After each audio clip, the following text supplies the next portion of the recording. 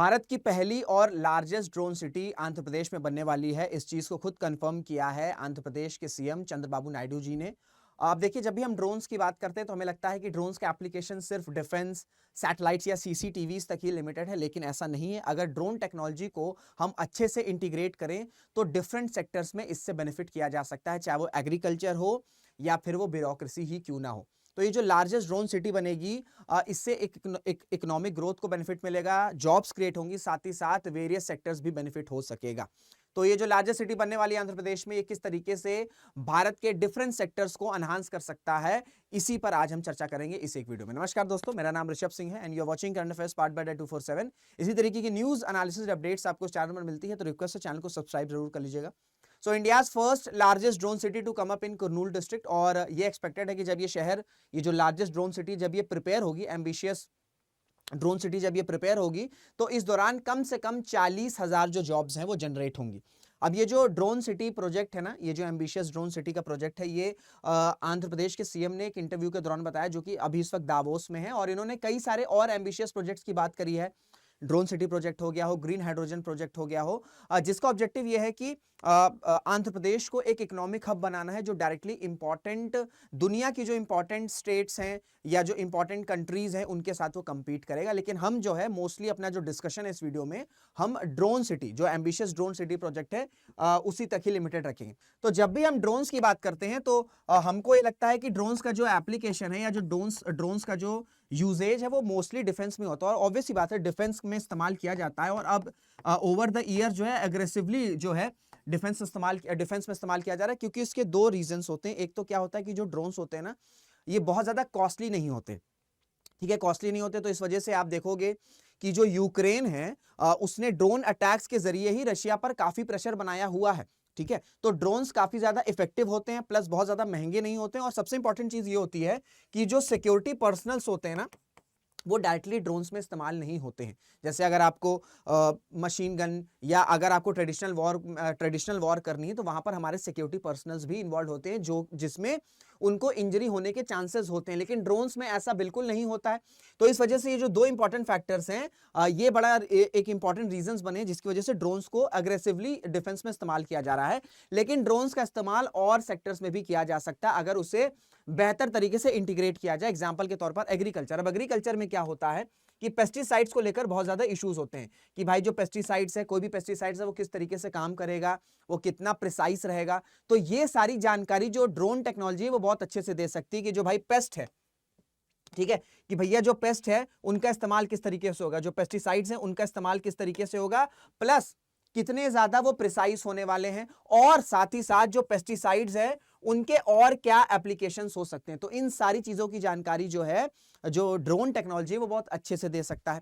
Plus defence, agriculture के साथ साथ पॉलिसी मेकिंग में भी जो ड्रोन टेक्नोलॉजी है वो काफी ज्यादा इंपॉर्टेंट है, ठीक है। जो ड्रोन टेक्नोलॉजी है वो काफी ज्यादा इंपॉर्टेंट है, क्योंकि जो पॉलिसी मेकर्स होते हैं, जो पॉलिसीज बनाते हैं, भाई कोई भी पॉलिसीज बनती है तो उसके पीछे रीजन क्या रहता है, उसके पीछे रीजन ये रहता है कि भैया जो प्रॉब्लम है उसको रिजॉल्व करने के लिए हमको पॉलिसीज बनानी है। तो ये जो प्रॉब्लम है इसको आइडेंटिफाई करने या इसको रियल टाइम एनालिटिक्स में इंटीग्रेट करने में जो ड्रोन टेक्नोलॉजी है वो काफी ज्यादा इंपॉर्टेंट रहती है। तो इस वजह से ये जो ड्रोन सिटी बनेगी आंध्र प्रदेश में, जो ड्रोन सिटी बनेगी, ये आपका सैटेलाइट, सीसीटीवीज, डिफेंस, इन सब में तो काम आएगा ही आएगा। साथ ही साथ इकोनॉमिक जो एग्रीकल्चर है ना, एग्रीकल्चर है वो काफी ज्यादा बेनिफिट करेगा, जो कि भारत के लिए काफी अच्छा हो सकता है। और प्लस पॉलिसी मेकिंग, क्योंकि भाई एक एफिशिएंट ब्यूरोक्रेसी बहुत ज्यादा जरूरी है, सो दैट एक ऐसी पॉलिसी बने जो रियल कॉज है प्रॉब्लम का, उनको रिजॉल्व कर सके, उनको सॉल्व कर सके। क्लियर हो गया। तो ये सारे एप्लीकेशंस होने वाले हैं, इसी वजह से ये बड़ा एम्बिशियस प्रोजेक्ट है। और इसी वजह से, क्योंकि भाई देखिए इतना बड़ा अगर प्रोजेक्ट बनने वाली है, एक तो लैंड एक्वाजिशन की बहुत ज्यादा जरूरत पड़ेगी, और जो आपका आंध्र प्रदेश की गवर्नमेंट है, अथॉरिटीज, उनका ये कहना है कि जो लैंड एक्विजिशन का प्रोसेस है वो बड़ी तेजी से चल रहा है। लेकिन चलिए, लैंड तो मिल गया, लैंड एक्विजिशन की जो जिम्मेदारी है वो गवर्नमेंट की है, लेकिन अब इस पूरे के पूरे लैंड पर ड्रोन सिटी कंस्ट्रक्ट करना, ये केवल गवर्नमेंट जो है अकेले, जो राज्य सरकार है या जो आंध्र प्रदेश की गवर्नमेंट है वो अकेले नहीं कर सकती, क्योंकि और भी स्कीम्स हैं और भी इनिशिएटिव्स हैं जहां पर गवर्नमेंट का जो पैसा है, जो फंड्स है वो लगते हैं। इसी वजह से जब तक इस पूरे के पूरे प्रोजेक्ट में इन्वेस्टमेंट्स नहीं आएंगे, प्राइवेट इन्वेस्टमेंट्स नहीं आएंगे, तब तक ये जो सिटी है ये फुलफिल नहीं हो पाएगी, ये जो एम्बिशियस ड्रोन सिटी का प्रोजेक्ट है ये नहीं बन पाएगा। इसी वजह से इन्वेस्टमेंट्स को अट्रैक्ट करने के लिए कई सारे इंसेंटिव्स दिए जा रहे हैं, ठीक है, कई सारे जनरस इंसेंटिव्स दिए जा रहे हैं, सो दैट भाई कोई भी अगर इन्वेस्ट करेगा तो उसको जब तक रिटर्न्स अच्छे नहीं मिलेंगे, इंसेंटिव्स अच्छे नहीं मिलेंगे, तब तक कोई भी प्राइवेट कंपनी जो है वो इन्वेस्ट नहीं करेगी। तो इसी वजह से कई सारे इंसेंटिव्स प्रोवाइड किए जा रहे हैं। साथ ही साथ ये भी बोला गया है कि कोई भी जो कंपनी है जो इन्वेस्ट करेगा वो किसी भी डिस्ट्रिक्ट में, आंध्र प्रदेश के, ऐसा नहीं कि सिर्फ कुरनूल डिस्ट्रिक्ट में ही आपको ऑपरेशन सेटअप करना है, कुरनूल डिस्ट्रिक्ट में आपका पूरा ड्रोन सिटी बनेगी, लेकिन जरूरी नहीं है कि आपको अपना ऑपरेशन सिर्फ कुरनूल डिस्ट्रिक्ट में ही सेटअप करना है। अगर आपको लगता है कि आप और डिस्ट्रिक्ट्स में भी जहां पे आपका पहले से ऑपरेशनल सेटअप है, आप वहां पर भी अपना जो ऑपरेशन है वो सेटअप कर सकते हो। तो ये सब कुछ ऐसे ऑफर्स हैं जिससे जो प्राइवेट सेक्टर है उसके इन्वेस्टमेंट को अट्रैक्ट करने का प्रोसेस चल रहा है, ठीक है, उसको अट्रैक्ट करने का प्रोसेस चल रहा है। प्लस साथ ही साथ भाई देखो, अब ड्रोन टेक्नोलॉजी है, ठीक है, जब भी टेक्नोलॉजी का नाम आता है तो यहां पर हमें क्या चाहिए रहता है, हमें यहां पर फंड्स के साथ साथ स्किल्स की भी रिक्वायरमेंट होती है।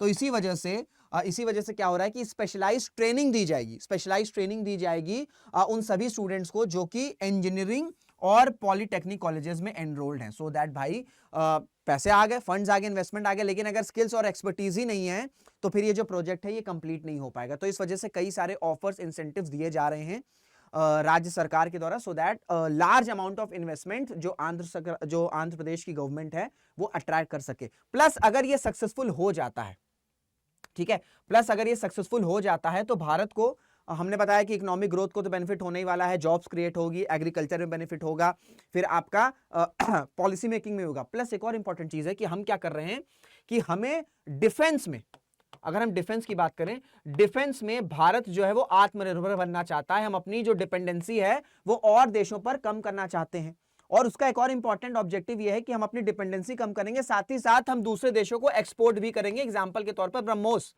ठीक है, एग्जांपल के तौर पर ब्रह्मोस, इंडोनेशिया जो है अभी उससे बात चल रही है कि ब्रह्मोस जो है वो इंडोनेशिया एक्वायर करना चाहता है। तो इस तरीके से अगर ड्रोन सिटी बन जाएगी, ठीक है, हम अगर ड्रोन्स के मैन्युफैक्चरिंग में एक ग्लोबल लीडर की तरह इमर्ज हो जाएंगे तो फिर हम एक्सपोर्ट्स भी कर सकते हैं, स्पेशली जो स्मॉलर कंट्रीज है, जैसे यूक्रेन। भाई यूक्रेन को एक तो आपका जो स्टारलिंक का नेटवर्क है, सैटेलाइट का जो नेटवर्क है, उससे जानकारी मिलती थी, लोकेशंस पता चलती थी कि रशियन आर्मी की लोकेशंस क्या है, रशियन टैंक्स की लोकेशन क्या है, और वो आसानी से ड्रोन्स का इस्तेमाल करके उन लोकेशंस को जानकर डिटेक्ट करके जो है वो काउंटर अटैक कर देते थे। तो इस वजह से काफी ज्यादा यूटिलिटी देता है ड्रोन्स।